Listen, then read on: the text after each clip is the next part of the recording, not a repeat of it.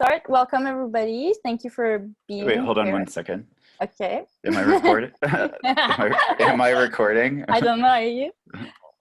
Yeah, I can see that you are. Okay. Yeah, it says yes. All right. Well, I'll edit this part out. All right. Go ahead. It doesn't matter. Okay. So yeah, welcome everybody. Thank you for being here today. I decided to go off screen because I have to read my notes and I don't want to be looking down. Anyways, you can look at the beautiful image I have chosen for this lecture. So basically, the idea for this lecture came just in the context of a research project that Chris and I have been doing for the last year, basically, in connection with the lunar mentions that we started calling the lunar zodiac. So we've been tracking dreams and the lunar cycle and a lot of other things since, I guess, late fall last year. And a lot of things came through this, this project so far.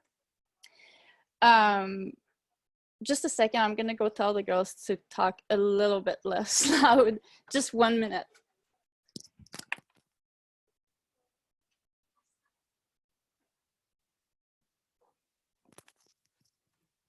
Okay, sorry, I was getting really distracted. Yeah, so Chris and I are have been doing this lunar zodiac research, and you can actually hear the lecture on the lunar zodiac on our this research that we recorded back in May. It's at lunarzodiac.com for those of you who haven't heard it. So yeah, I met him last fall and I got really interested in his research project, so we decided to collaborate together.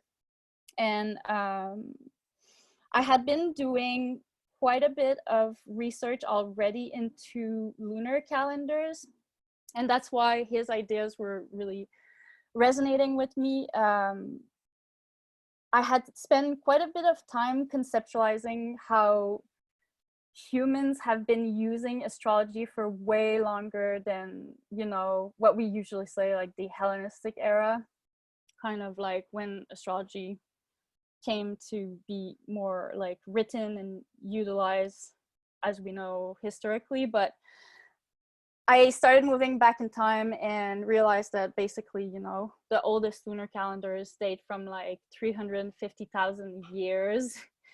And I really got fascinated just by the fact that basically, you know, man has been using astrology or, you know, tracking the planet to conceptualize their existence on Earth for so much more long than like 2,000 years, which is really, you know, speaks a lot for the role that astrology plays in human evolution, in the way we experience life on Earth. So let me just go on a little tangent here on lunar calendars for a second.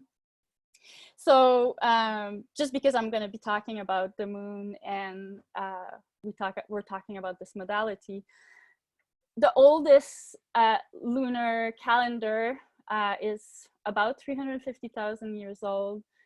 This is a speculation, of course, and it's really contradicted by different scientists, but still it's kind of crazy to think that maybe 350 years ago man was already marking the cycle of the moon.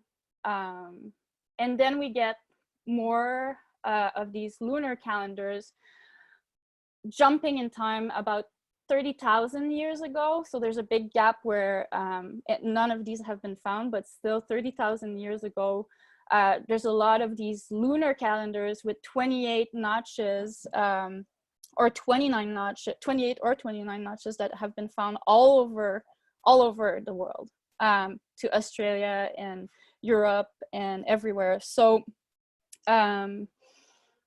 so there's really something to be said for how long we've been using astrology and how long we've been looking at the moon and attributing meaning to her movement.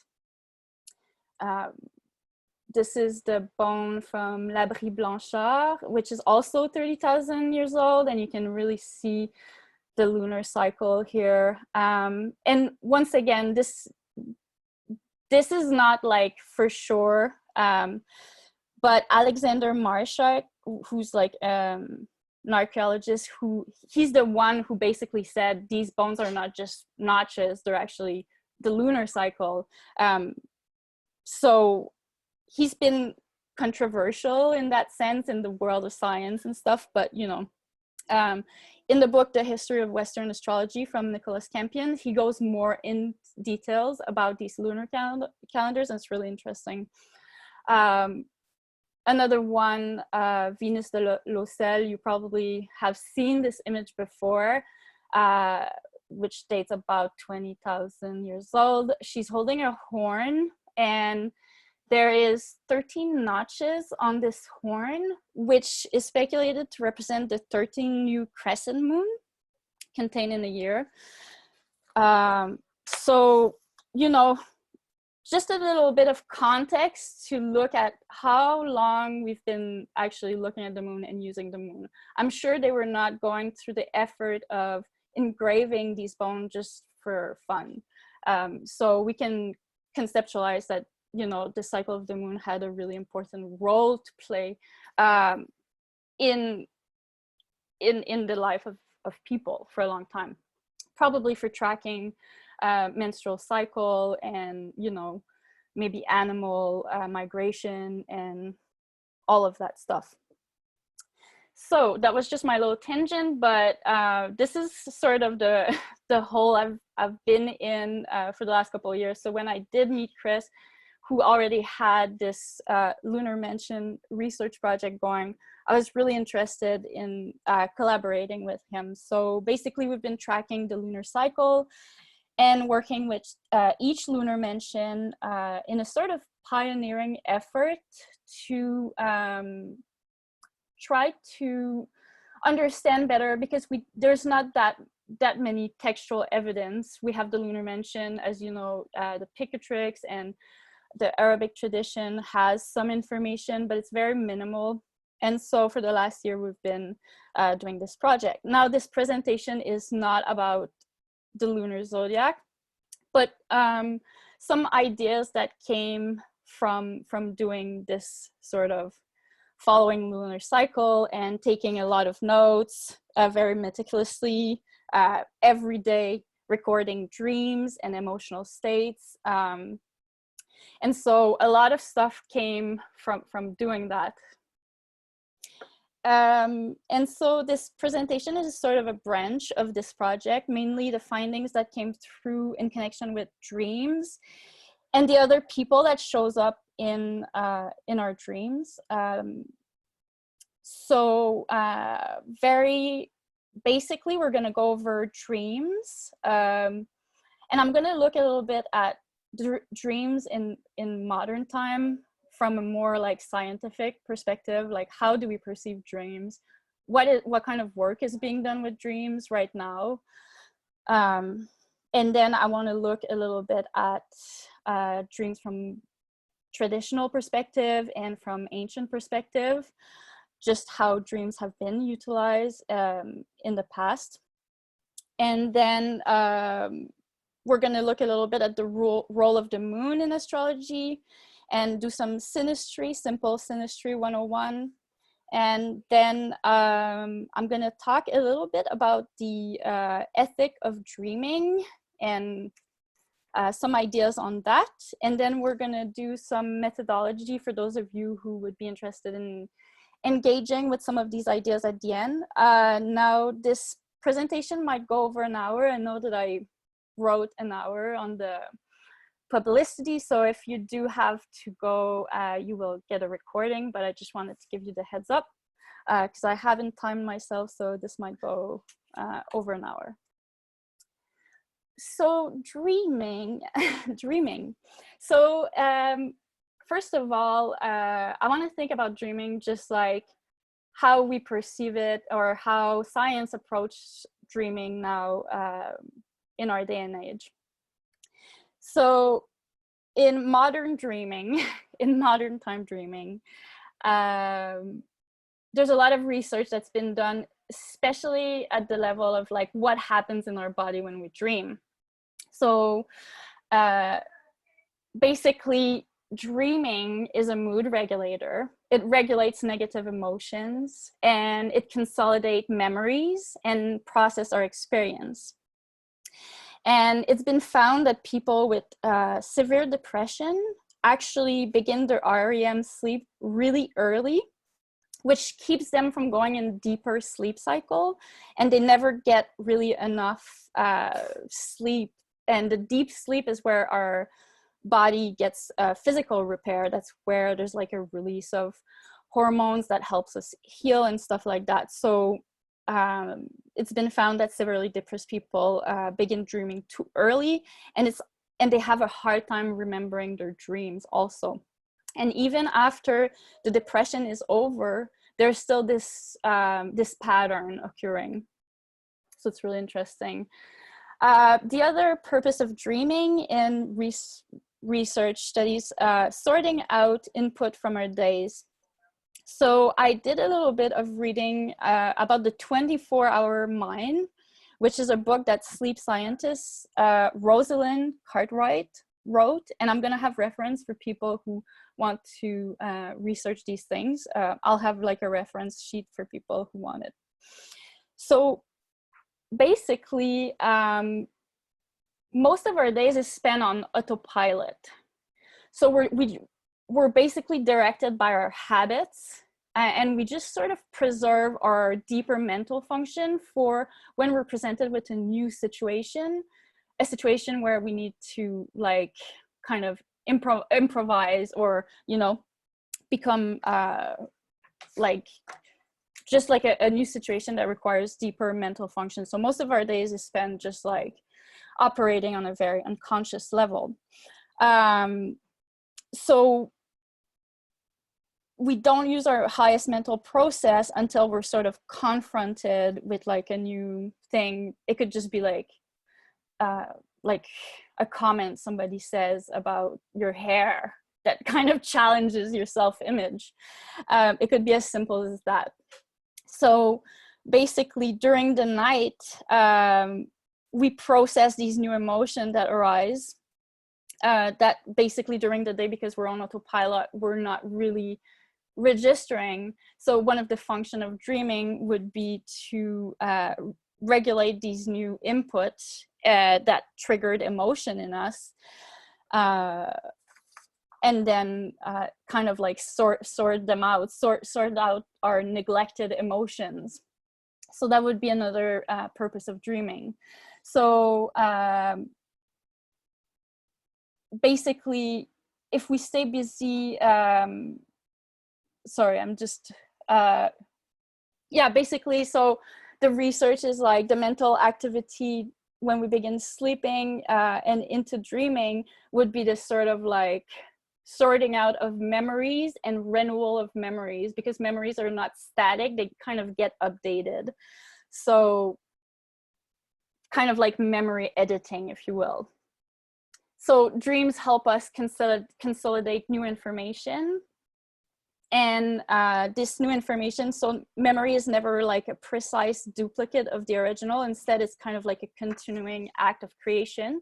And dreams would help us update our memories, basically. Memories we have of us, memories that we have of our lives. So severe REM sleep deprivation, so rapid eye movement, which is like when dreams happen often, not just in that level, but often in REM. So severe REM sleep deprivation is increasingly correlated to the development of mental disorder. So in short, dreams help regulate and traffic on the fragile bridge which connect our experience with our emotion and with our memories. So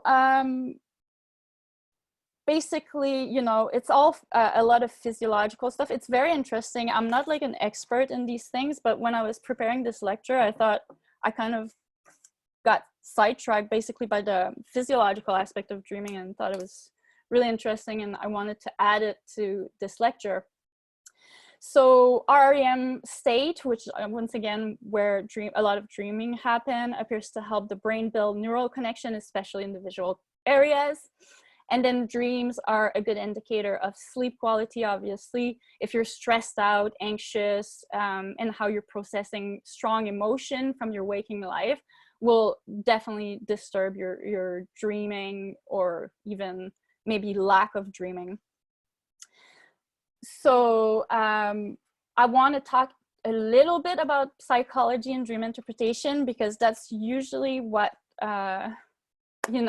what we think about when somebody tells us our dream. We're like, well, what does it mean? Let's look it up. Let's look at the meaning, the symbol of whatever you dream about. And I think ancient people had also dream interpretation, but in our day and age, it got taken to another level by pop culture eventually. And now, if you Google dream interpretation, you're most likely going to find a website with like a dictionary of definition of symbols. So I think this is, I spend all my life kind of looking at these things. I'm sure you have too, just like looking at the meaning of a dream I had, and kind of limiting myself to the definition of like, oh, I dreamt I was drowning, it means this, Often it's like these definition in dream symbol dictionaries are kind of cool and make sense a little bit, but it's also very limiting in what you can do with your dream, because then once you sort of categorize it, it doesn't go any further. It kind of like, it crystallizes it into like, okay, well, it means that. But I still think, the work of Carl Jung especially is super valuable to the whole way we conceptualize dreaming. And so Freud, he's the father of psychoanalysis, and he called the dream the royal road to the unconscious. And he was really interested in just like, like mostly repressed desires. And he basically said that dreams were just like disguised fulfillment and repressed wishes.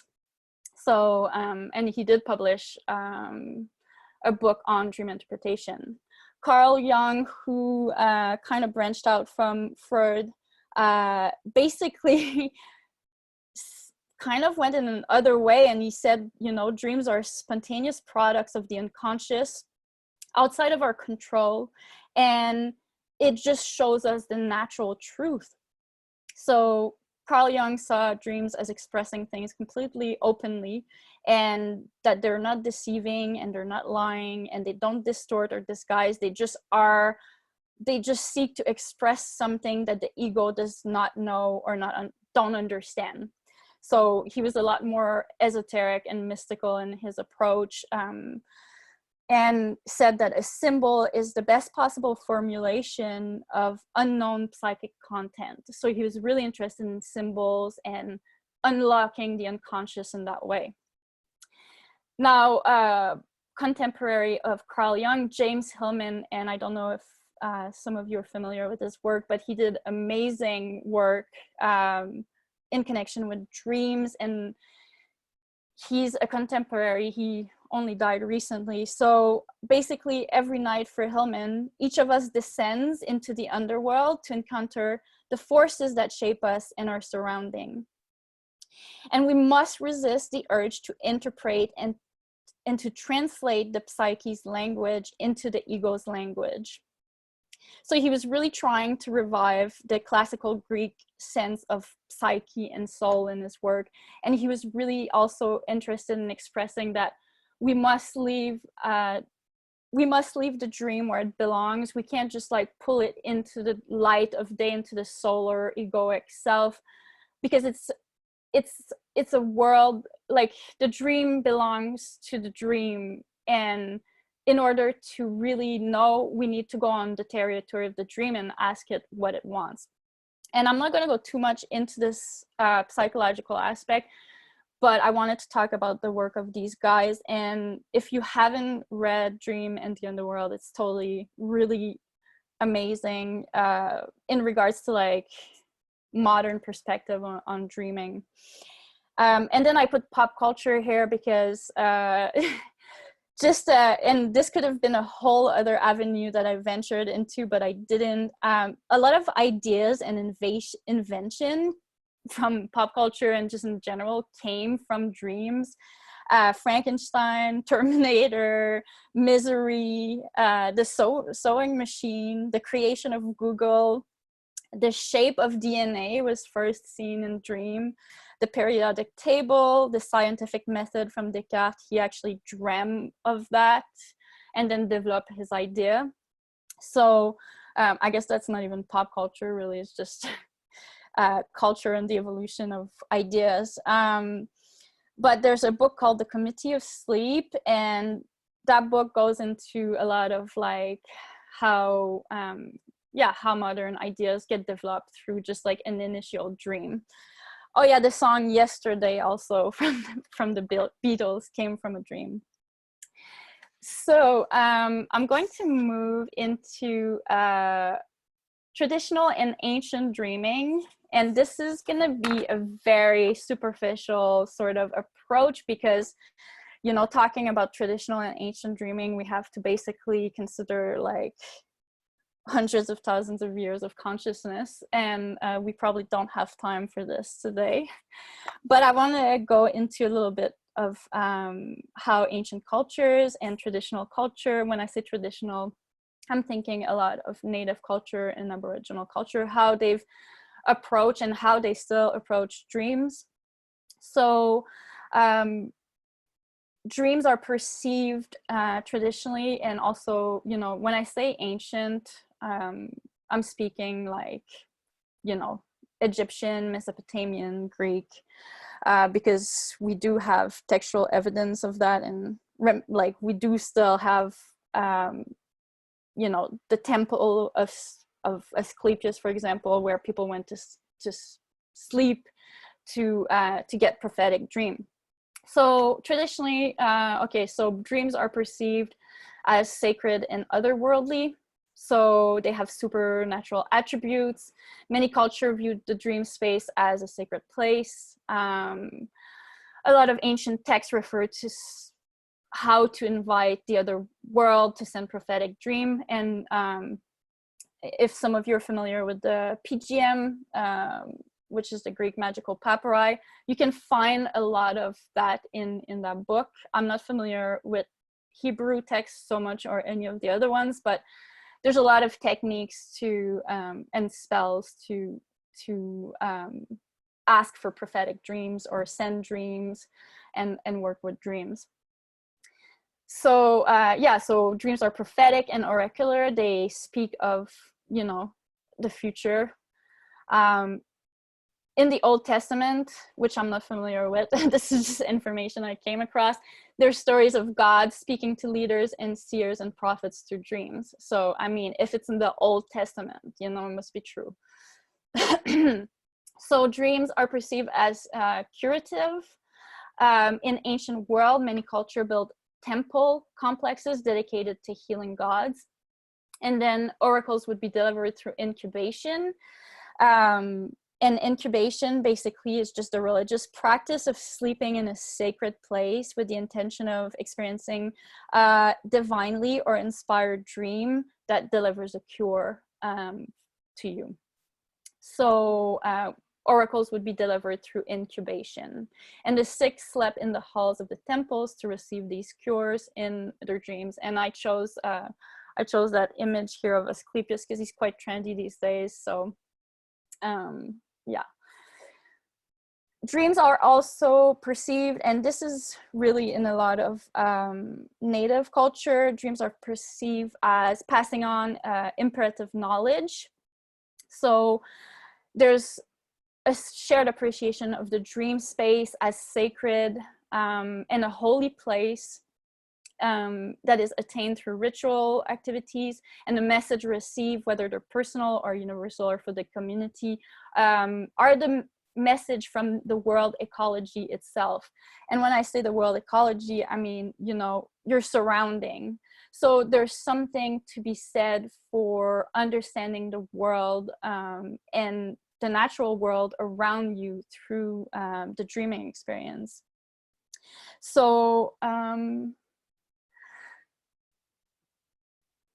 of the other thing with the like Aboriginal, and I'm not super familiar with the Australian dream time, so I don't want to venture too crazily on that road, but they have such a huge connection to the dreaming, which basically created the world. So the dreaming is how the world began, and it's kind of like an inception moment.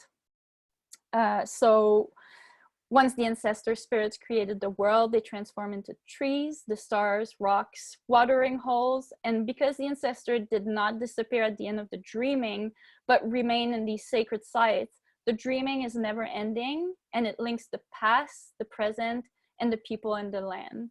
And I know this is like a whole world view in the Aboriginal cultures of Australia, and they all have sort of variation on these ideas, and it's actually really really fascinating.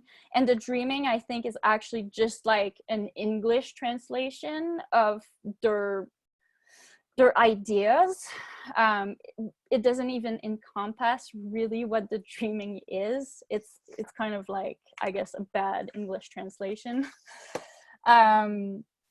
But it describes a worldview and a philosophy and a way of life in a long, long time ago when everything was created. So that's the dreaming. And basically, when we dream, we kind of access the essence that remains from that time.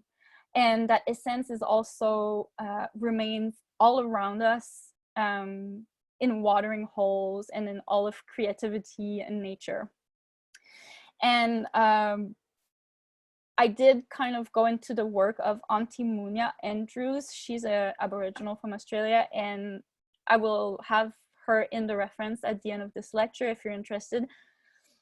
She has a lot of really good information on the dreaming and how it's conceptualized. So basically, the dreaming can be said to relate to the idea of an ancestral presence, which exists as a spiritual power and that is really deeply present in the land. And this will become relevant a little bit later when we explore some ideas on the lunar zodiac. So that's why I'm emphasizing this now. So what is the purpose of dreaming? Now, I looked, I did kind of some research and looked at, how the scientists approach dreaming and some use of dreaming in ancient tradition. But if we think of dreaming, what is it good for? And this is some ideas of what we can do with dreaming. So connecting to our instinct and intuition, understanding our desires and our fears, connecting to our life narrative and trajectory. I put psychological renewal because just looking at these modern ideas of like memory updates that happens when we're dreaming. So there's like a sort of psychological cleansing and integration that happens. Solving issues via recurring themes. So if you're always dreaming of something, it's alerting you to something. And if you do track your dreams, if you start working with your dreams, then you can kind of, get the message of why are you dreaming all the time of this theme. And usually what happens is once you consciously acknowledge the fact that you're, I don't know, like your mother is constantly mad at you in your dream, and you don't really realize until you start noting your dreams. And then once you consciously acknowledge this, it kind of changes shape usually. It doesn't continue happening the same way. Other use of dreaming as subjective engagement, weaving personal mythology. So, you have your own set of symbols. And that's why I speak sort of like, yeah, dream dictionaries and dream symbols are cool, but they're not really representative of your own inner mythology and what things mean to you. So really working with your dreams means, you know, leaving behind the dream dictionary and developing your own symbols and mythology. And there's place that you return to in your dreams that, you know, might not necessarily be placed in the physical world. It's good for creativity and meaning making. Communication with the living world, so communicating with what's around you, getting insights into the territory where you live, the nature spirits. And when I say this, even if you live in the city, there's still nature around you and it's still speaking, you know. And sometimes the dreams that we have are not even about ourselves, they're just kind of like the ambient ecology. So you can get clues into your neighborhood and the people around you and the things and spirits that's connected to you, the dead one and the living one, or the unknown one, and the things connected to the land around you, who and what lives around you, what kind of vibe does it give off, you know? So that's what happens when you start opening your dreams and start removing the sort of analytical framework and just experiencing it. You can get really the weather of your surrounding, and they can just give you the temperature of your surrounding. You know, communication, vision, understanding life and death, because sometimes in dreams we do have the ability to visit these places of you know, life and death, precognition, premonition, revelation, remote viewing. And I'll get into this a little bit later in methodology, because there's definitely something to that. Connecting to your psychic abilities more clearly, cleansing, working with or for spirits, and then even communicating with your memories, the personal one, the collective one, the ancestral one. And I did like a small interview with a woman for this research who is a dream worker. And I'm going to talk about her a little bit later too, but she's very interested in connecting to the ancestor and sort of dismantling, you know, damage that's been done, but she does it through dream work.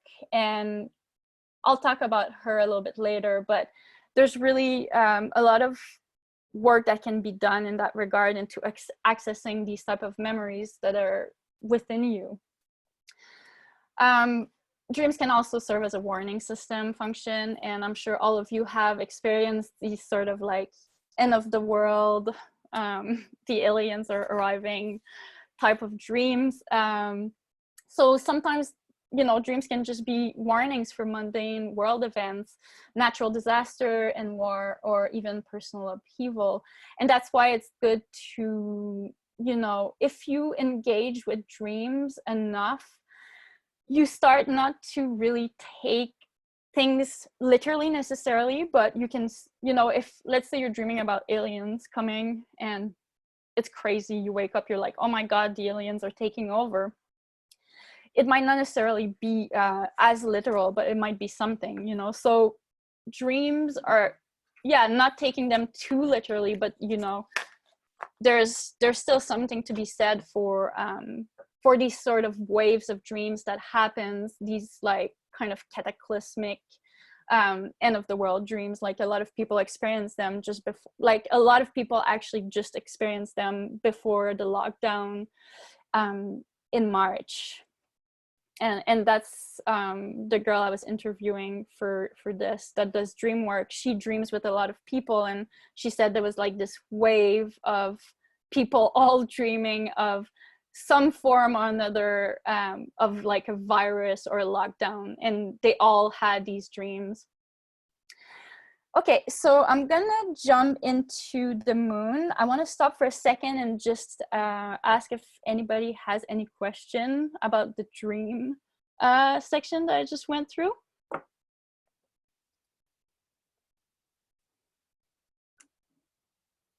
Can anybody hear me? Yeah, Linda has a question. Yep. But I think she maybe is typing it now. Okay.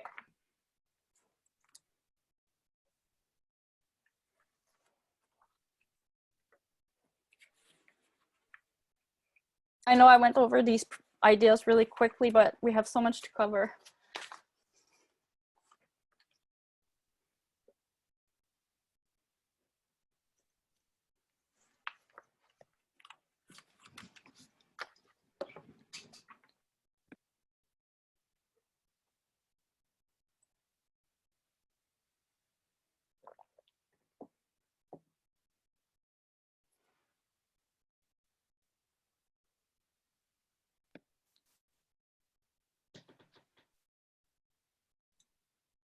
Oh, thank you guys.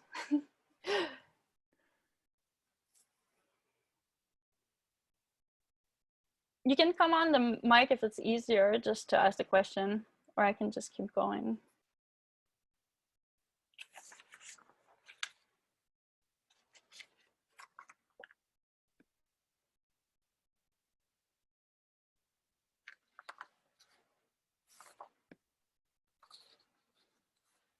Maybe false alarm, not sure. Okay, sounds good. I'm just gonna keep going.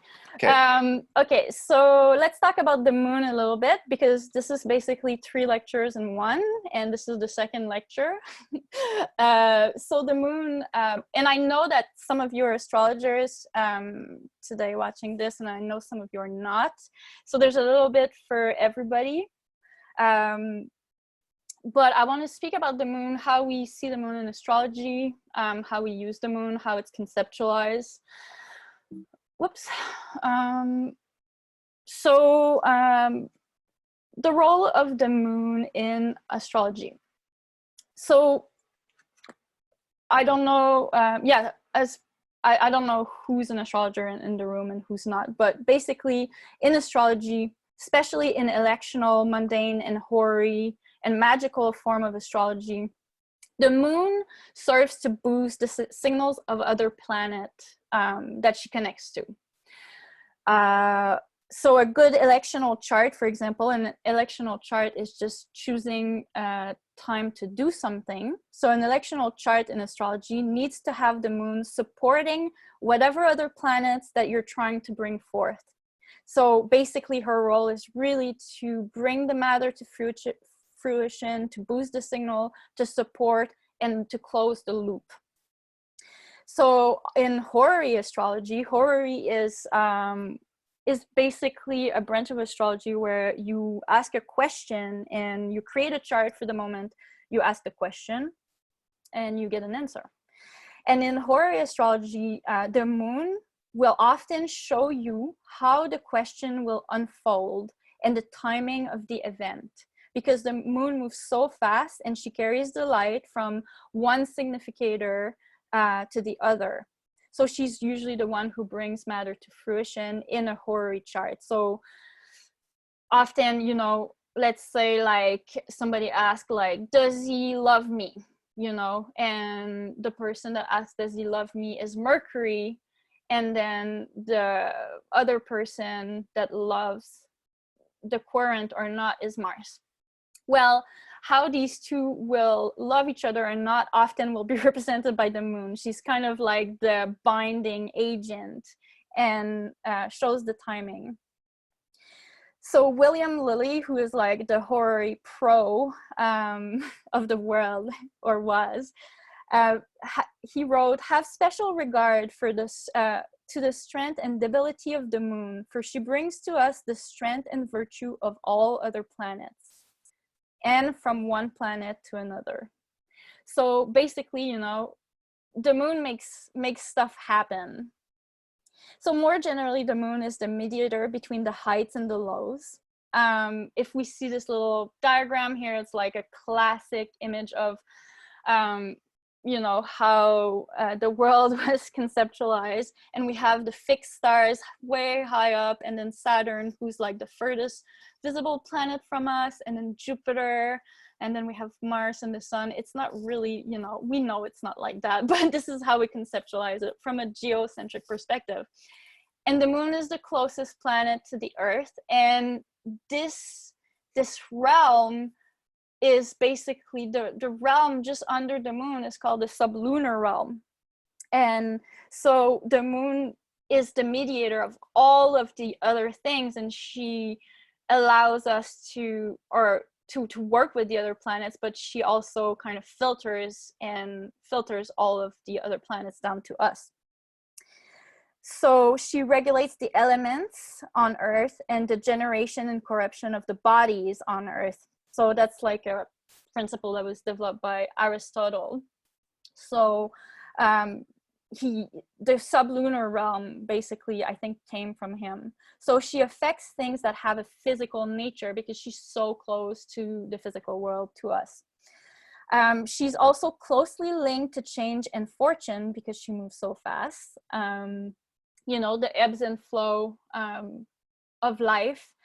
And the way we calculate the part of fortune actually in the birth chart, which will, you know, show the physical body and health and change in fortune in the birth chart. So the way we calculate part of fortune is by calculating the ascendant with the moon and the sun.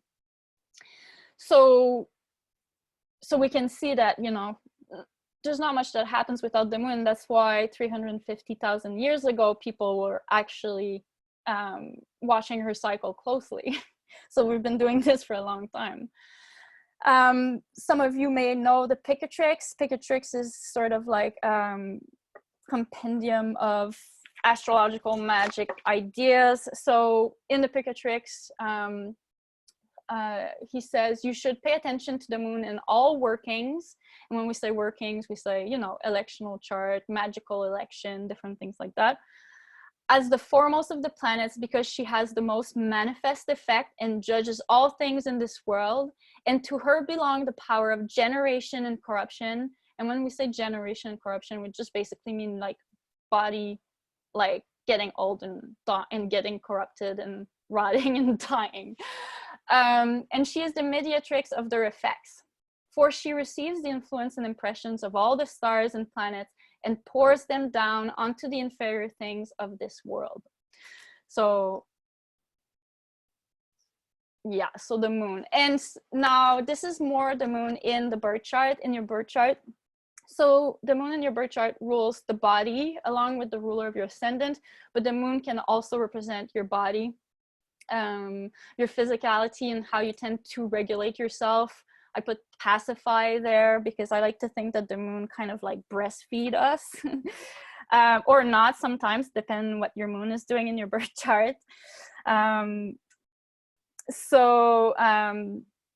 Also the moon tends to show how we experience nurturing growing up and sort of what kind of nurturing is familiar to us. She is associated with sensing and instinctual drives and desire drive. The moon more extensively is associated with prophecy and dreams and ecstatic states, and also madness, if you think of the word lunatic. Because, you know, we can think of madness, I mean, we could just do a whole lecture on madness, really.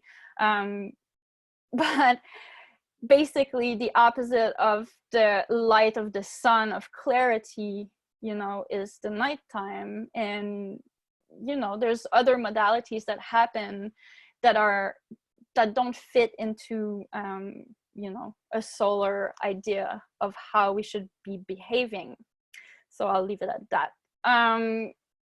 It's also associated with it's creative agent and gestation. So if we think of the womb and things that gestates, she receives and holds, because she receives and holds the light of the sun, basically. And she becomes what she holds. So, you know, if the moon is with Mars, she'll kind of get the flavor of Mars in the birth chart. Or if the moon is with Venus, then, you know, she'll amplify the Venus signal in the birth chart, or even by transit.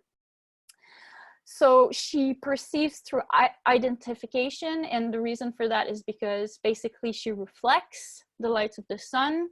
And so our ability to empathize with other, we could say, is a lunar function. The language of the moon is one of impressions, memories, imagination, instinct. It's how we store impression. And so therefore it's closely linked to memory.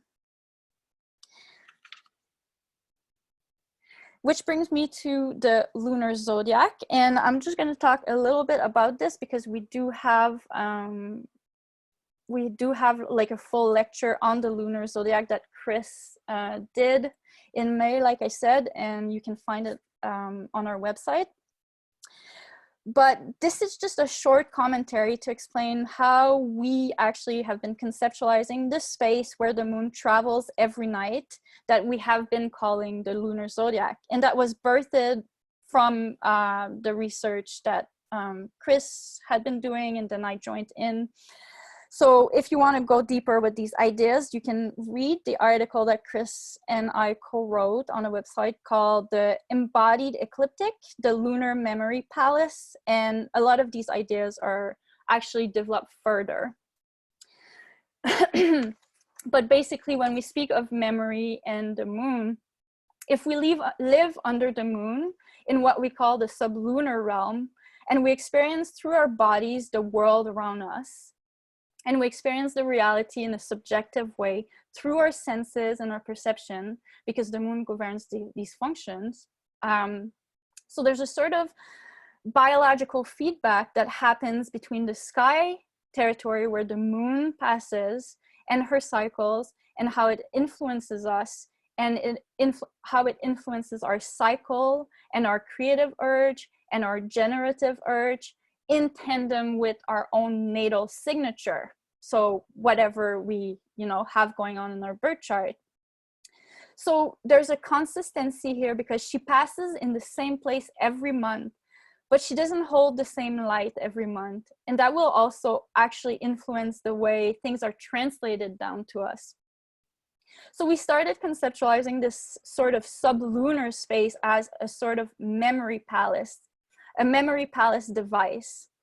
And I don't know if some of you are familiar with the memory palace, but it's basically a recall technique where if you have to retain like a lot of information, you can place them in a space, in a room, for example, and then you enter the room where you've placed all of the things you have to remember. It's like a memory technique, and people that do memory competition and stuff, they use memory palace tricks. So we started conceptualizing the sublunar band of sky as a sort of memory palace device, a device that allows you to connect to the stories contained in each part of the sky where everything that ever was resides. Because we're talking about the moon and her retentive memory here, and how she is able to hold and retain. So as the moon travels in each places and serve as a sort of magnifying glass, or an umbilical cord, or a telephone line, as Chris likes to call it, to connect you and inform you and influence you. So you can imagine this band of sky where the moon travels, and containing all the memories that ever was, all the experiences and the stories that are stored there, and ripples down and pours through our bodies, through our cycles, through our dreams, through a subjective engagement with the world as she illuminates parts of the sky on her journey. And so there's a feedback loop of archetypes that speaks down into you and through your own experience, describing itself to you. So the more you engage with these subjective modalities, the livelier it gets. And it gets very organic. There's like a sort of organic thread, just like a memory that can be hacked. When you can hack, if you can hack your memory, you can hack the lunar zodiac, basically. And we're going to return to these ideas in the methodology section at the end. But I just wanted to add this a little bit to the moon section, just so that you guys can get an idea of how we've been conceptualizing the lunar zodiac. And if we go back quickly, I don't know if I can go back quickly, whoops, just to the dreaming, you can see how there's actual similarities or parallels there, how the dreaming connects ancestors and the people in the land and the past and the present together, and how it informs itself in a sort of feedback loop. So when I came across this quote, I was like, oh, okay, yeah, that's right on. Now, let's talk about synastry very briefly. This is not going to be extensive. I'm going to give you a few pointers, especially for those of you who are not astrologer. Yeah, give you a few pointers of what makes people connect together. So basically, synastry is the study of how individuals interact with one another by looking at their birth charts. So it's a way of studying how we relate and the inherent dynamic of a particular relationship. So it's important to remember that we literally have synastry with everyone because everybody has a birth chart and we can relate to anybody. So synastry is just the study of how two charts interact with each other. So this is not compatibility we're talking about, we're just talking about synastry. But what actually makes two people connect together, I have some basic ideas, major connectors that make people really click together. One of them, the sun and the north node, which is like a classic one. Reason for that is because the north node in astrology represent the head of the dragon. It has no stomach, it's just a head. And so the head of the dragon is very hungry because it doesn't digest anything and just can eat more and more and more and more. It's kind of like a plus sign. So whoever has the sun will embody something that the dragon head really wants and can't get enough, basically. So usually that's a major connector in people that tend to, you know, connect and have relationship. And I'm not talking about, you know, just like love relationship. I'm just talking in general. This is a strong indicator of a connection because the north node acts sort of like a magnet, you know? So there's like this real magnetizing pull and it's really hard to break off. Now, it could be other planets too, not just the sun. It could be Venus or Mars or the moon. But obviously the sun north node is definitely one of the strongest kind of clicks for people. South node also, I didn't put it there because south node, what tends to happen in my experience, and I don't know if there's other astrologers in the room with probably different experience, but the south node, the tail of the dragon, you know, if your south node is on somebody's planet, usually there's a connection there and it can be quite relevant. It could feel like you've known them already, you know, it could feel like a very familiar connection. But the south node represents sort of a point of saturation, or sometimes I like to think of as like an overflowing toilet. So what tends to happen is almost like there's nothing else to learn from the relationship. So the relationship will feel really familiar. If you have your south node on somebody's sun, you know, could feel like your brother, but there's not really, the relationship might not go anywhere. It might just be like kind of, yeah, like a stagnating feeling. I know in my personal experience, people that have their sun on my south node, I tend to get drunk with them. And that's, you know, that's the south node for you. Another major connector in synastry, the sun conjunct the ascendant. That's a huge indicator of friendship. You know, people that have their sun on your ascendant, they come and light up your ascendant being, you know, how you interface with the world. So it's very, and it's your body also. So somebody that has the sun on your ascendant, it's really vitalizing. Usually it's very vitalizing. And I've seen a lot of really good friends having this sun ascendant connection. There's just like a real connect here. So that's a very classic one. Obviously other planets too, Venus or Mars or the moon could be significant. I use the sun because I think the sun is like this real strong connection in major synastry aspect. Another classic ones, the sun conjunct the moon. So somebody has their moon close to your sun, that's, you know, a true indication of compatibility. There's something about the sun that nourishes the moon.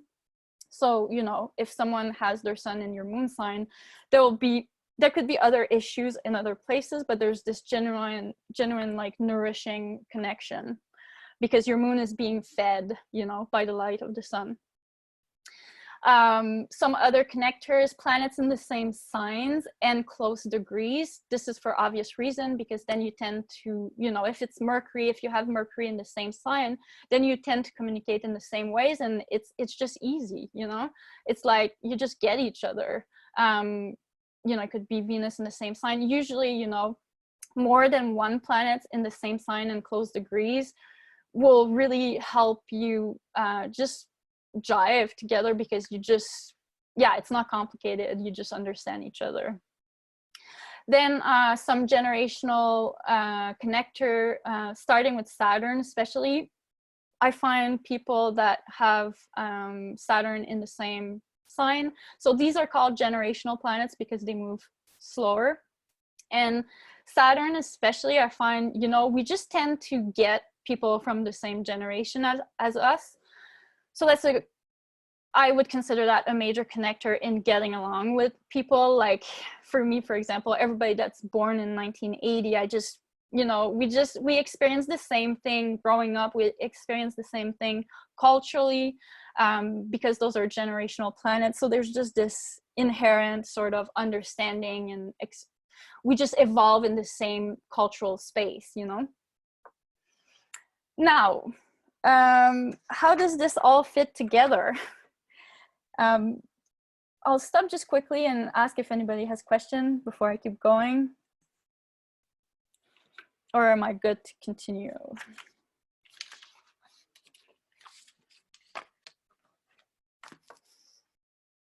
Good?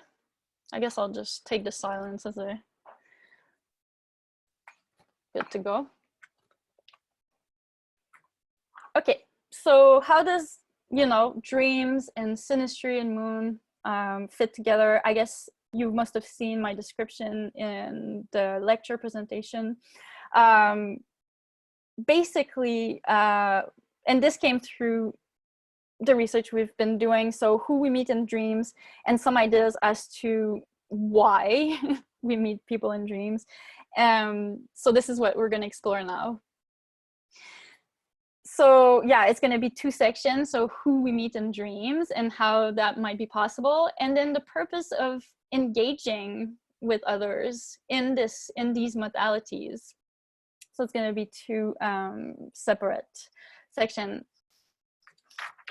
Okay, so just gonna my notes. Okay, first of all, this is my little doodle. It's really bad. I'm sorry. I'm actually I'm really good at drawing, but I kind of wanted to make it like this. These people look dead, but they're just sleeping. And this is their birth chart, and those are Z's.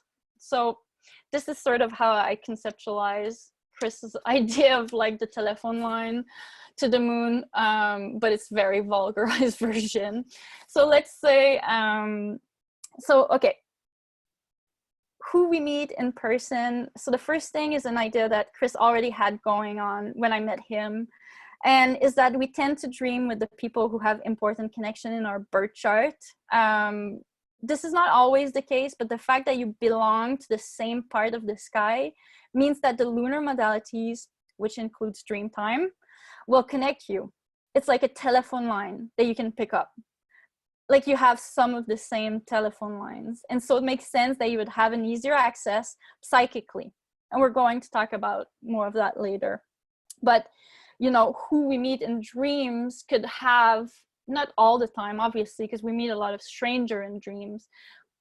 But what I've come to realize doing this research and writing my dreams and following the astrology in the last year is a lot of time, the people I dream of, that I'm interacting with in dreams, have some kind of tie to, you know, the moon and our birth chart together.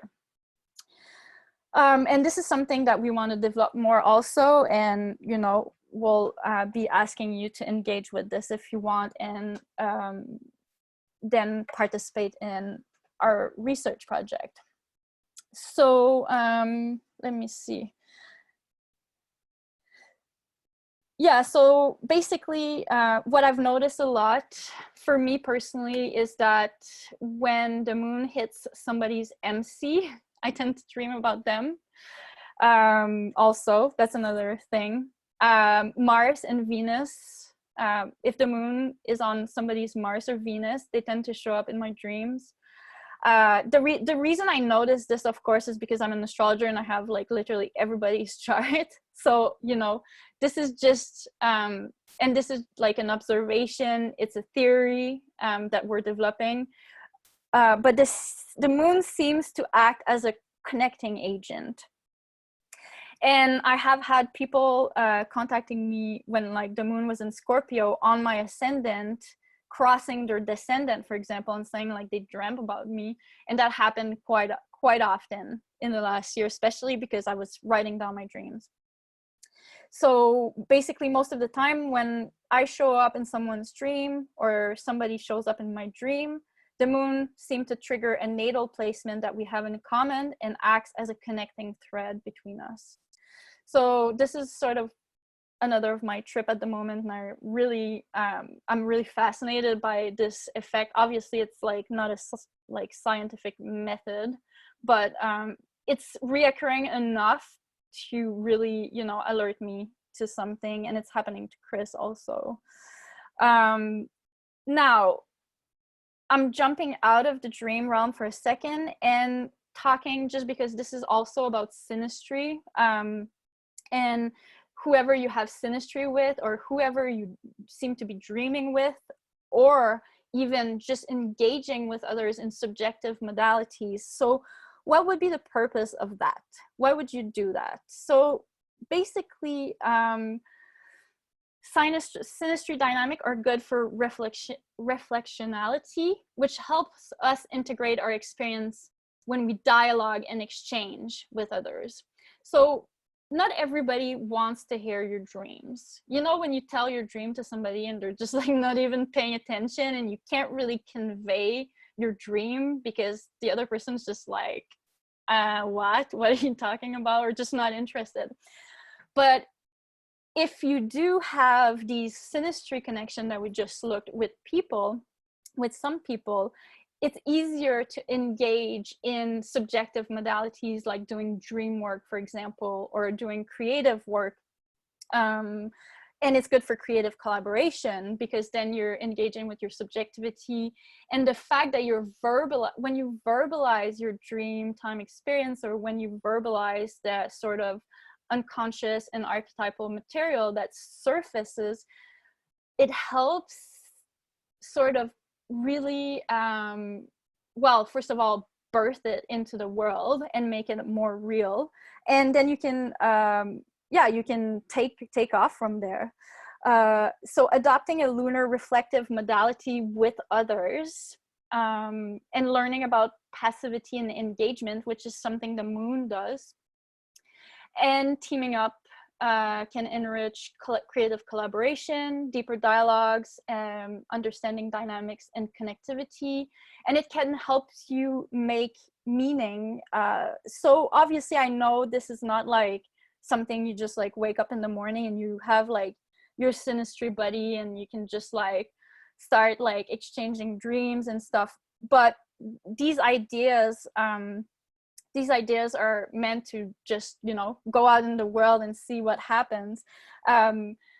Also, I'm gonna talk a little bit later about the dream worker that I met. She works with people. She has teams of people dreaming together, and she does a lot of dream work. And I'm actually gonna be doing some work with her, and linking her at the end of this this presentation. So if any of you, you know, if finding somebody to jam on your dreams with is not accessible right now, you know, there is communities of dreamers out there that can help you sort of pull the unconscious material out into verbalizing it and reflecting it with others. So engaging with others and experiencing the weave of creation. And when I say the weave of creation, I'm talking about like synchronicity and all of this sort of access to the more subjective experience. So what starts happening when you engage with symbols and when you engage with these modalities is it amps up the synchronistic occurrence. You know, when you're kind of like in the flow, and everything seemed to be timed. Obviously, this is not always the case, but there seemed to be something about working with dreams and working with the unconscious material that just amps up synchronicity. And when we speak of, you know, experiencing the weave of creation, there's no like capitalist agenda in this. It's really for the sake of experiencing it. It's not like result based. It's really just like, oh my God, I just like dreamt of a geese, and then I dropped geese on the I dropped milk on the floor and it was the shape of a geese, and then I was talking to my friend on the phone and there was geese in the background, you know, and it's just kind of like witnessing the weave of creation, basically. So lunar modalities fuels and sharpen your intuition and your instinct. It can connect you to your muse, which in turn allows you to seize opportunities and ideas and creative threads. So I guess there could be a result. How do you say, there could be like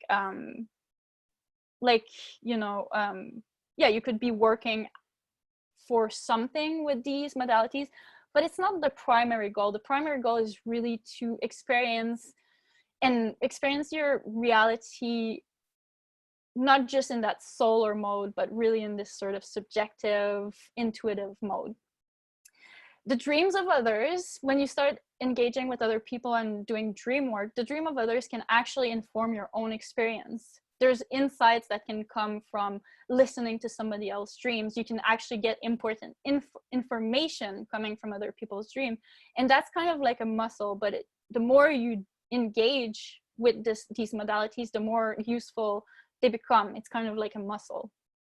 And then you can create shared mythological landscape and witness your own, your interconnectedness at a new level. And when I say interconnectedness, I'm not saying like the interconnectedness of like mankind, or I don't know, not some crazy like mystical thing, but just like how we are actually connected to what surrounds us, if that makes any sense. So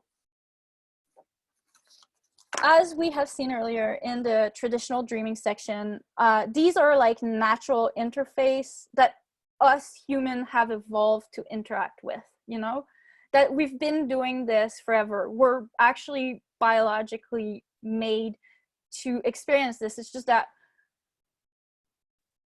they're not new ideas. And these modalities have been part of the human experience for a very, very long time, and we have evolved to utilize them to be able to understand our surroundings and inform our experience, and for many, many other reasons.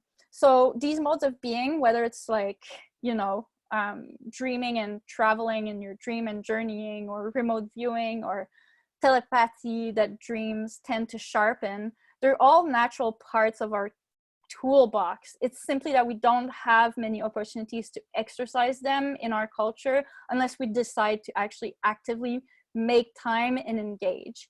And yeah, we can engage alone, and I mean, I've been doing that all my life, engaging alone with my dreams, and, you know, having dream journal and stuff like that. But the reason I did put the Synastry section in this lecture is I think there's really something when you decide to engage with others and with these modalities, because it kind of sharpens them and it makes them brighter. It makes, you know, the whole dream and synchronicity in these modalities, it really brings them, it gives them a new dimension. So I'm going to jump into the methodology. Is everybody good? Questions?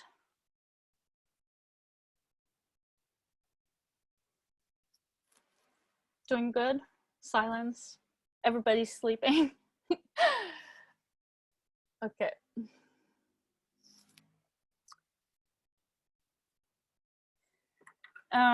So when I was talking about the dream worker that I interviewed, oh, there's a question. Let me just check. It just fascinated. Oh, okay. Yeah. Okay, so when I was talking earlier about the dream worker that I interviewed for this project. You can find her on Instagram. Her name is Jessica Palmer, but she goes with the handle Messy Dreamers. And she combines a lot of art practices and ancestral work and does collective dream weaves, which is really fascinating. And I don't even know half of her work yet. But I chatted with her last week, and her ideas on dream work are totally aligned with what we've been doing. And she's really like no nonsense person. She's really not like, she's just like, she's really good at what she does. So I just wanted to, if you guys want to like deepen your dreaming experience or just engage with these sort of process, she would be a good reference. Even just like looking at her Instagram, she has also an interview with like other dreamers where she talks about dreaming experience. So methodology. Now, the first thing I want to talk about is when we talk about dreaming and traveling and, you know, maybe even remote viewing or, you know, just what happens in dreams, there's a lot of different forms of dreaming. Sometimes it is literally just your brain downloading information from your day and you're just processing psychological stuff, and you know, it's just like the wheels are spinning. Or sometimes you are just getting, you know, information from your surroundings, and then sometimes you might be traveling other places, or sometimes things can come and visit you. And the more you dream, the more you'll be able to spot the difference between all of these different sort of layers of dreaming. One of the thing, I didn't go into nightmares and, you know, like night terrors and the hag and all of that, because I personally don't really experience these things. It doesn't mean that like they don't exist, but I just like, it's never been part of my dreaming experience, and it's basically a whole other lecture in itself. But you know, if you have like really intense dream, they can inform you on a deeper energetic dynamic that's going on in your life. I put vampirism there, but it could be like, you know, something is draining you, or it could be a situation, it could be somebody else.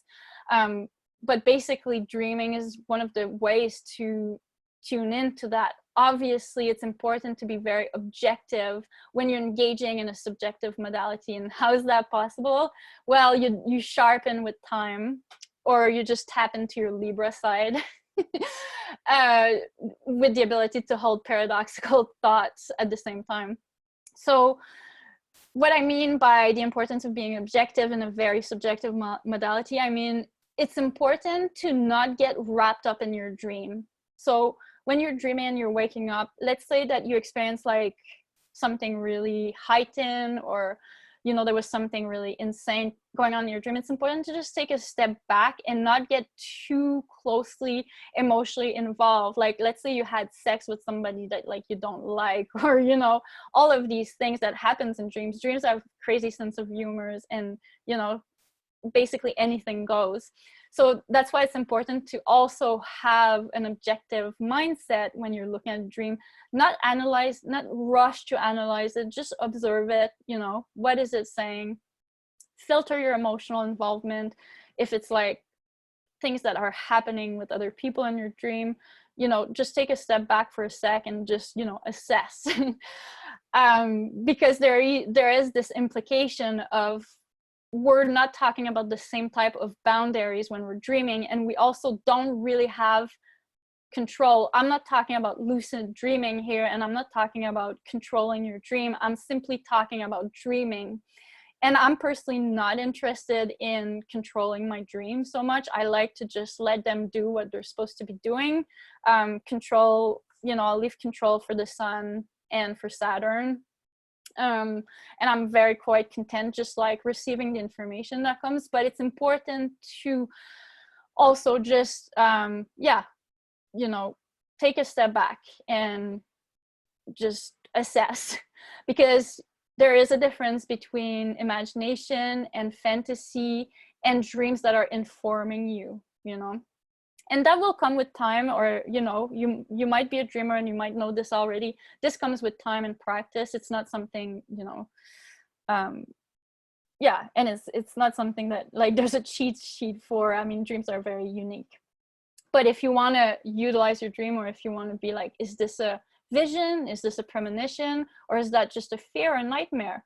Well, there's really actually no way to know. That's why you have to just take a step back, look at the dream, and then look at what transpires in the days to come, you know, and that will help you sort of sorting out that dream.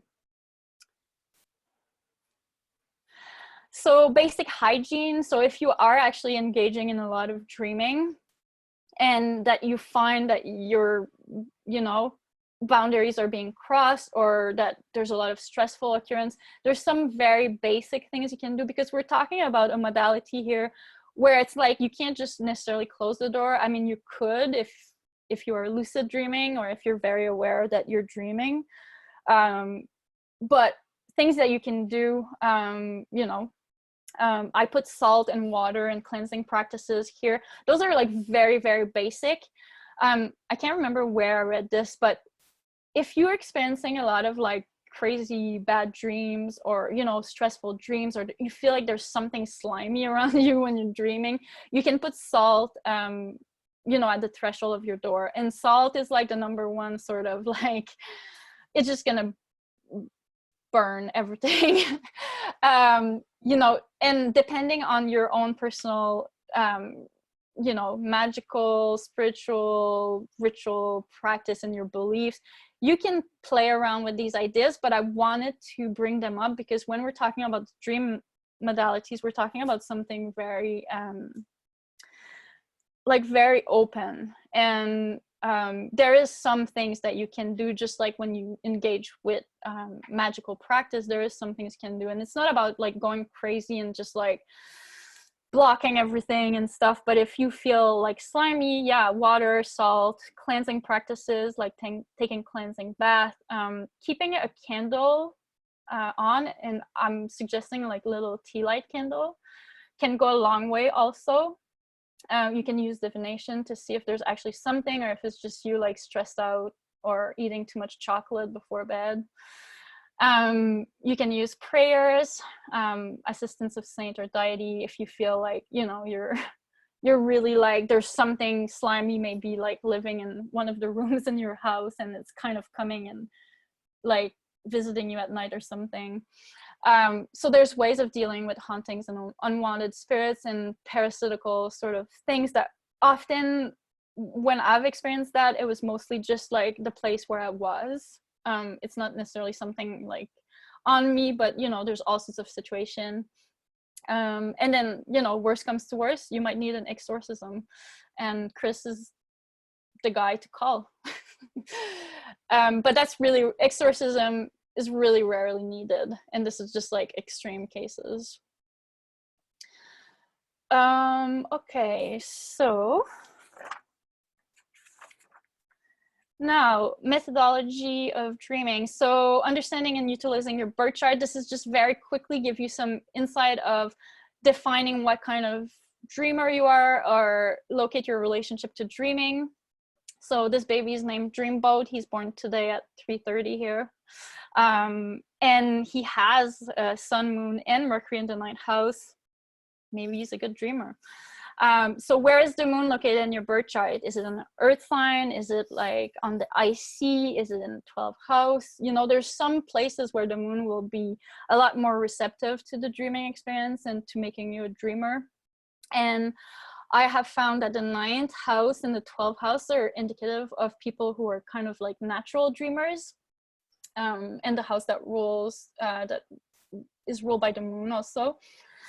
Some of my reasoning, the 12th house people tend to be dreamers, and that is because the 12th house lacks the boundaries and there's an access to the collective here. So the 12th house can describe this sort of space where it's just like the back door to the collective, you know, so it's just very easily to plug in. People that have 12th house signature, you know, traditionally 12th house gets a really bad rep.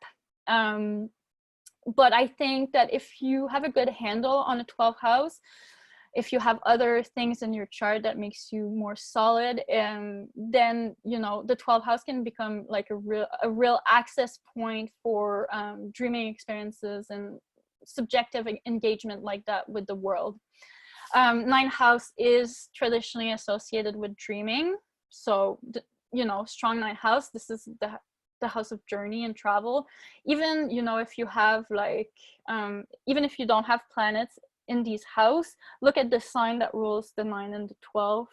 And it can give you sort of a good idea of, you know, maybe even the modalities or the type of dreamers, and just be creative with that. Like, the 4 angles, special attention to the IC.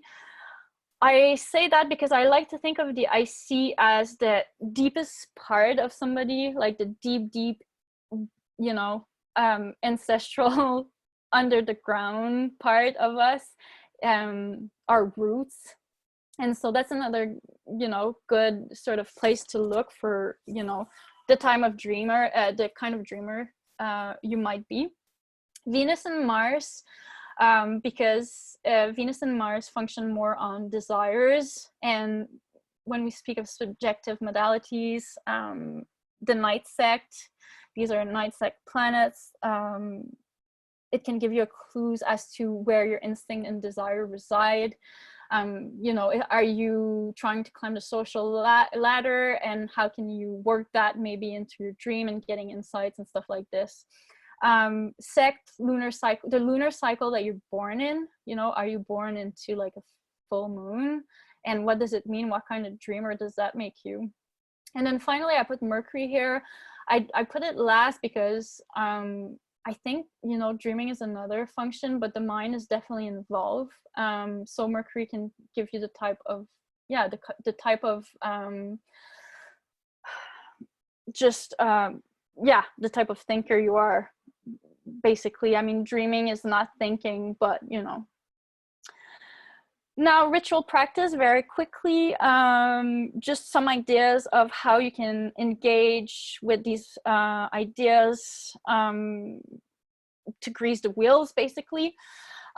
So you can work with lunar deity if you're interested, or have a sort of lunar worship practice. I'm sure everybody does already. Just looking at the moon is a lunar worship practice, and that could be just that.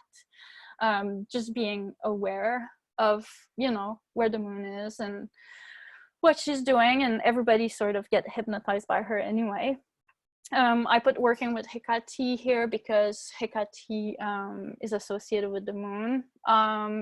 Connecting to the land where you live and the surrounding ecosystem can be a really good way also to have like a more kind of enriched dreaming experience. Like I was saying earlier, you know, sometimes dreaming just inform us on the ecology around us. So even just walking in your neighborhood and tuning into what's going on there, that sort of thing can continue into your dream time. And you don't need, like I said, you don't need to be in nature to have this experience. You're still living in nature, even if it's in the city. Journeying, visionary work, art, creativity, making food, music, dance, movement, making objects from your dreams. The messy dreamer, the dream worker, she does a lot of that. So she builds objects from their dream, and then she engaged with these objects. So that can be a fun thing to do. Paying attention to your psychic receptivity, daily occurrence, developing your kind of, you know, senses. I put RV, remote viewing, because that's what I've been doing a lot. I've been practicing remote viewing just with an app that is free on my phone. It's really fun. Every day you get a target practice.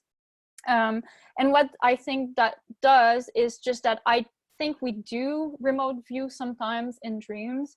And so it's just a way of sharpening these modalities that we're just like engineered to have. It's just that we don't, you know, we're not using them. So if you want to have dreams not just about like stressful day or anxiety dreams, developing these psychic abilities that you already have, well, there's more chance that you can actually experience that in dream time also.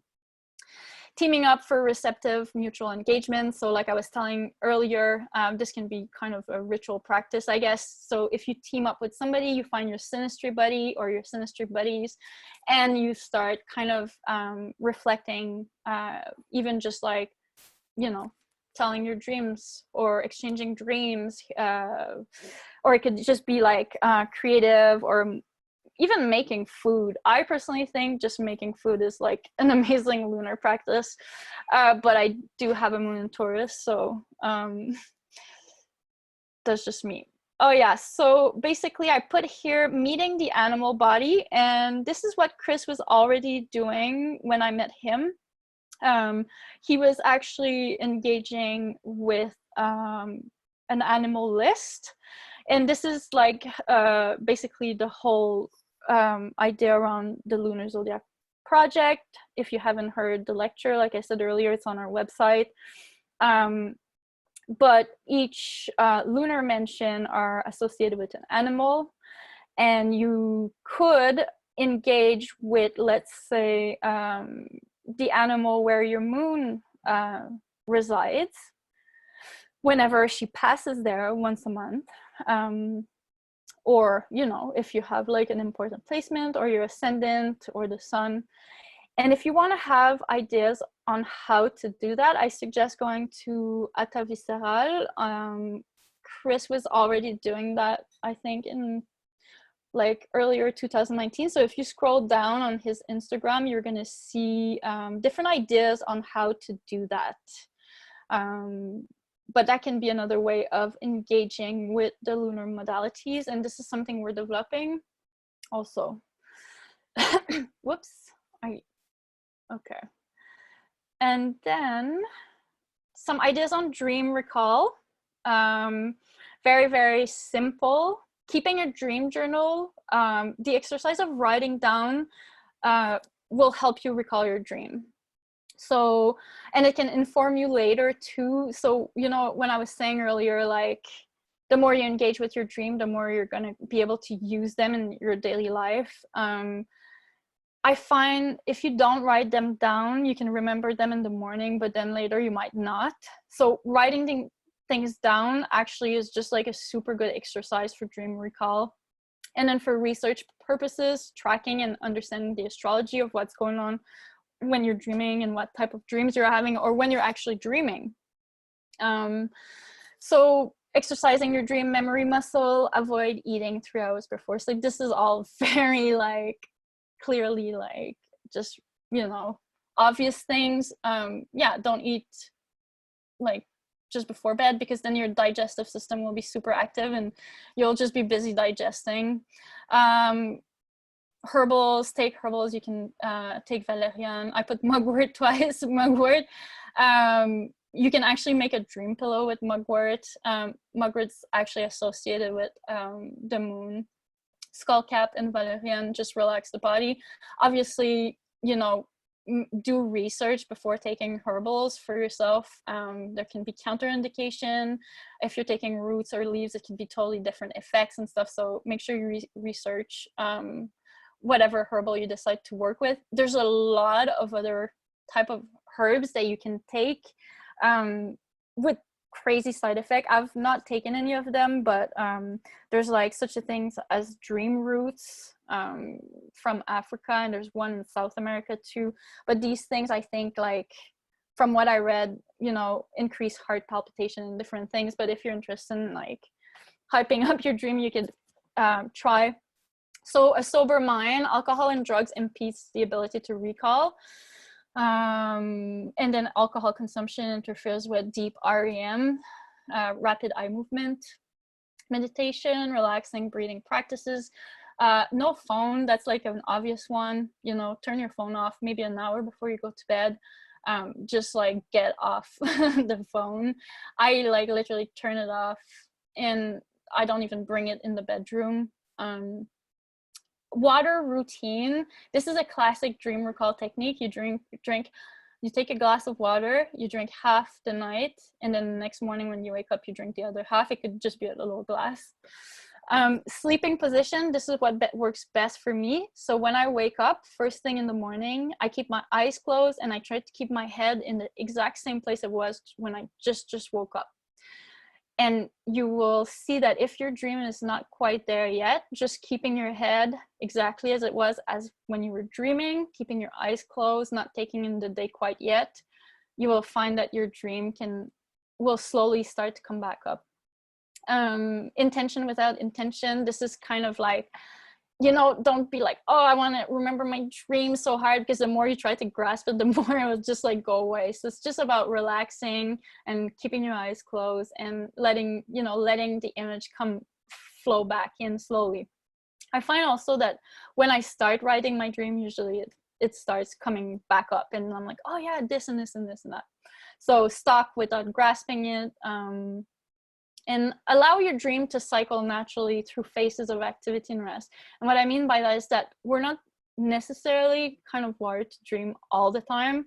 So just accept the ebb and flow in the natural cycle of dreams. There's a purpose to it. And then, yeah, exchanging dreams with somebody, or connect with a community of dreamers. That's really a good way to sort of have a more active dreaming practice. And that was also just the whole point of like the synastry aspect of this lecture.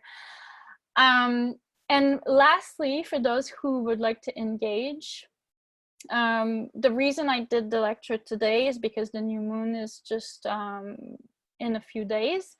And I thought it would be fun to just do a one lunar cycle, and it doesn't have to be like crazy, every night, like you're on with your paper and stalking your dreams, but just like whoever wants to participate. Yeah, and then we could meet at the next new moon in Virgo on the 17th, or around 17th of September, maybe not exactly on the day. And we could just have a round table and discuss whatever came through.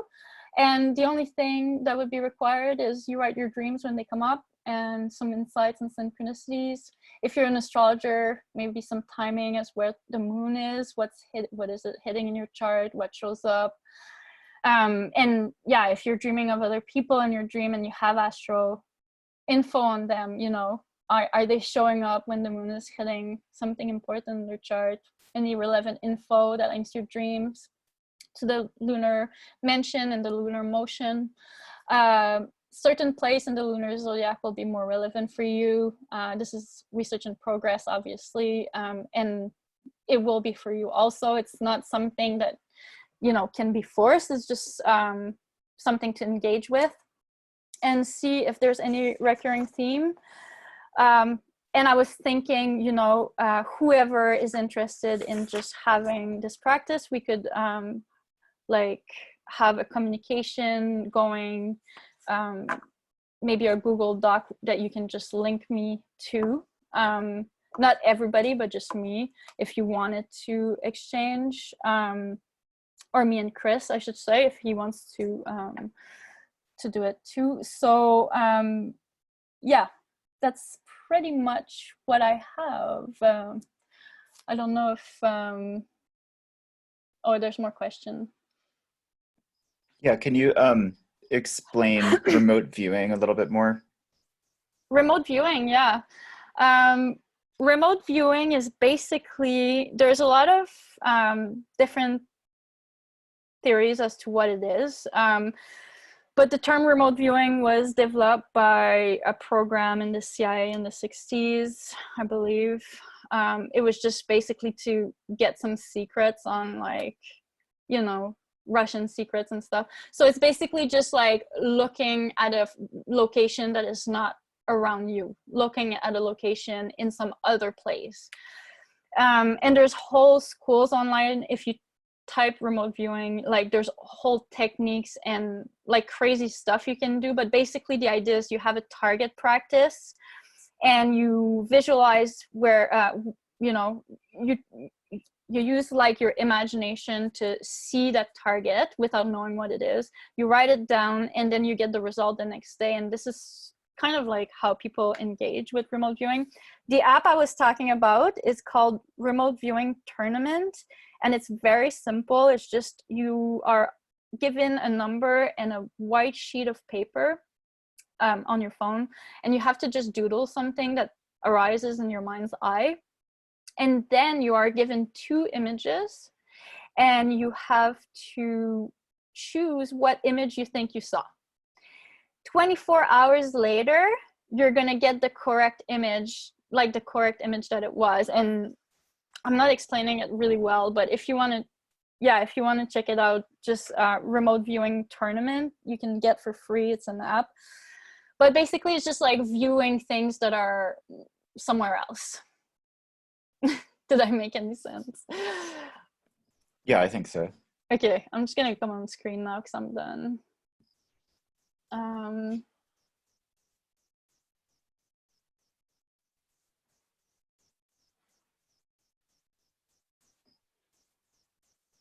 I don't know if there was any more question. If anybody wants to come on the mic too to ask the question.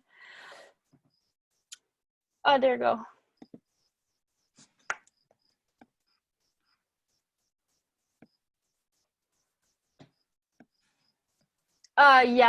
Gray asked, yeah, recurring themes with animals, zodiac place. Yeah, definitely so many, too many to really go through now. But like my ascendant, there, I notice different dreams depending on animal zodiac place, and then also just like different modes of being depending on where the moon is, in which lunar mansion it is.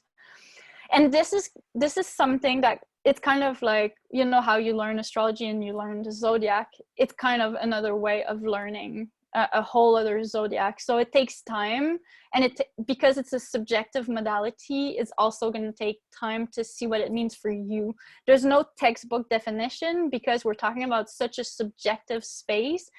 It's going to be really, you know, dependent on your own lunar modalities, your own experience, and all of that. So that's why I think engaging with dreams and subjective modalities is good, and tracking by just writing your dreams a little bit, noting where the moon is, because you're going to start to see a pattern. You know, even if you put like every day, like, okay, what's your emotional state today, what you're going to start to see patterns and what it means for you. I wanted to say also, I have a reference. I have reference sheet for anybody that wants to have any more information on any of the things I talked about. This is like sort of where I went to prepare this lecture, and I have it in a PDF format, and I can email it to anybody who wants like more information about any of the things I've talked about today. So you can email me at the ninth house at outlook.com. Yeah. Hi, Elodie, it's Laura. Hi, how's it going? Good, how are you? Good. I had a quick question. I was just curious what you all thought about the 8th house with like kind of psychic experiences or mystical experiences, because I know you touched specifically on the 9th and 12th, so I was just curious. Yeah, I didn't put the 6th or the 8th. I just don't personally jive really well with the 8th, so I guess that's why I didn't put anything. I find the 8th is kind of a bit paranoiac. And like, this is like a really broad statement, but I find like it's kind of harder to differentiate like what is arising from your own experience versus like really connecting to the collective. Do you know what I mean? Like I just had the Venus retrograde in my 8th house, and what I noticed is just like it was hard for me to have the same sort of objective approach to very personal stuff, if that makes any sense. And I find the 12th house is a bit different in the sense that there's like no more, it's like a house of dissolution. So it's almost like it can be a paranoiac house. I mean, the 6, the 8, and 12 are paranoiac house, and maybe that's just like a total bias thing, but do you know what I mean? Yeah, I think that makes a lot of sense. But that was helpful because when you're talking about the 12th, I definitely get, you know, that it's more of a collective focus, or it's, you know, that ending point before individuation. Yeah, I guess, yeah, the in the 6th house and the 8th house are dark house also, but when I'm talking about dreaming, and I think you could totally engage with whatever, you know, through the 8th house experience. But when I'm talking about sort of like feeling your surroundings, feeling the ecology around you, like kind of utilizing the dream for like, yeah, like taking the ambient temperature, maybe more so.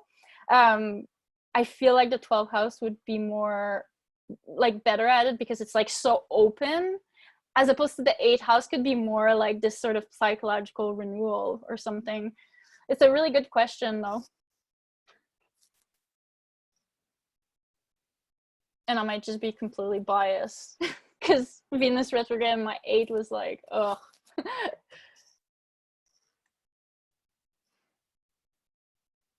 So if no one else has any question, I guess I'll leave it at this. Please, anybody who wants to participate, you can email me, and I can sort of send you maybe like just a quick, yeah, like just open the line, I guess, have the communication line open, and then yeah, we'll probably have like a round table, just like discuss observation, because like all of this is just, yeah, it's just it's like open-ended, you know. Thanks, Linda.